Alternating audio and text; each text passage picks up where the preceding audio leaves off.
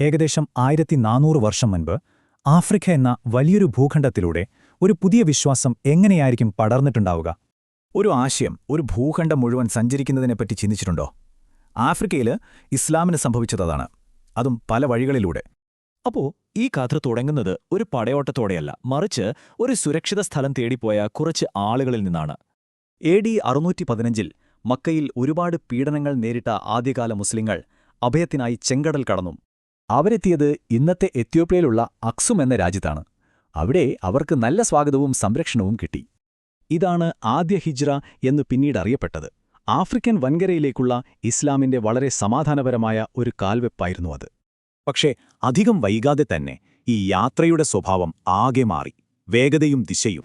AD 640-കളായപ്പോഴേക്കും മുസ്ലിം സൈന്യം ഈജിപ്തിൽ നിന്ന് പടിഞ്ഞാറോട്ട്, അതായത് വടക്കേ ആഫ്രിക്കയിലേക്ക് മുന്നേറാൻ തുടങ്ങി. കുറച്ച് പതിറ്റാണ്ടുകൾ കൊണ്ട് ആ ഭാഗത്തെ ഒരുപാട് നഗരങ്ങളും സംസ്കാരങ്ങളും കുലിലം മാറി.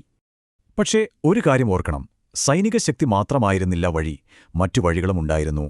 സഹാറ മരുഭൂമി കടന്ന ആശയങ്ങൾ പരന്നത് കച്ചവടത്തിലൂടെയായിരുന്നു. അതെ, കച്ചവടം. 8-ാം നൂറ്റാണ്ടിനും 11-ാം നൂറ്റാണ്ടിനുമിടയിൽ വ്യാപാരികൾ സാധനങ്ങൾക്കൊപ്പം അവരുടെ വിശ്വാസവും പശ്ചിമാഫ്രിക്കയിലെത്തിച്ചു. ഈ കാലഘട്ടത്തിലാണ് ചരിത്രത്തിലെ തന്നെ ഏറ്റവും പ്രശസ്തനായ ഒരു ഭരണാധികാരി വരുന്നത്, മാലി സാമ്രാജ്യത്തിലെ മൻസ മൂസ. 14-ാം നൂറ്റാണ്ടിൽ അദ്ദേഹം നടത്തിയ ആ യാത്ര പശ്ചിമാഫ്രിക്കൻ ഇസ്ലാമിന്റെ പ്രശസ്തി ലോകമെമ്പാടും എത്തിച്ചു. അതേസമയത്ത് തന്നെ വൻകരയുടെ മറ്റേ അറ്റത്ത്, കിഴക്കൻ തീരത്ത്, കടലിലൂടെ മറ്റൊരു കഥയും സംഭവിക്കുന്നുണ്ടായിരുന്നു. അറബ് വ്യാപാരികൾ അവിടുത്തെ തുറമുഖ നഗരങ്ങളിലേക്ക് കപ്പലെടുപ്പിച്ചു. അവിടെയും സാധനങ്ങളോടൊപ്പം വിശ്വാസവും കൈമാറ്റം ചെയ്യപ്പെട്ടു. നൂറ്റാണ്ടുകൾ നീണ്ട ഈ ബന്ധം ഇസ്ലാമുമായി ചേർന്നു നിൽക്കുന്ന തികച്ചും പുതിയ സ്വാഹിലി സംസ്കാരത്തിന് ജന്മം നൽകി. അപ്പോ ഈ 1400 വർഷത്തെ കഥയുടെ ഏറ്റവും വലിയ പ്രത്യേകത എന്താണെന്ന് വെച്ചാൽ, ഇതിന് ഒരൊറ്റ വഴിയായിരുന്നല്ലോ ഉണ്ടായിരുന്നത്. ഒരു ചെറിയ സംഘത്തിന്റെ വരവിൽ തുടങ്ങി. സൈനിക മുന്നേറ്റങ്ങളിലൂടെയും കച്ചവട വഴികളിലൂടെയും ആ യാത്ര ഒരുപാട് ദൂരം പോയി. അതായത് കുടിയേറ്റം, പിന്നെ സൈനിക മുന്നേറ്റം, അതോടൊപ്പം കച്ചവടം. ഈ 3 വഴികളിലൂടെയാണ് ഇസ്ലാം ആഫ്രിക്കയിൽ വേരുറപ്പിച്ചത്. ഈ ചരിത്രം ഇന്നും നമുക്കവിടെ കാണാം. ഇത് നമ്മളോട് ചോദിക്കുന്ന ഒരു ചോദ്യമുണ്ട്: ഒരാശയം ചെന്നെത്തുന്ന സ്ഥലത്തിനനുസരിച്ച് എങ്ങനെയാണ് മാറുന്നത്?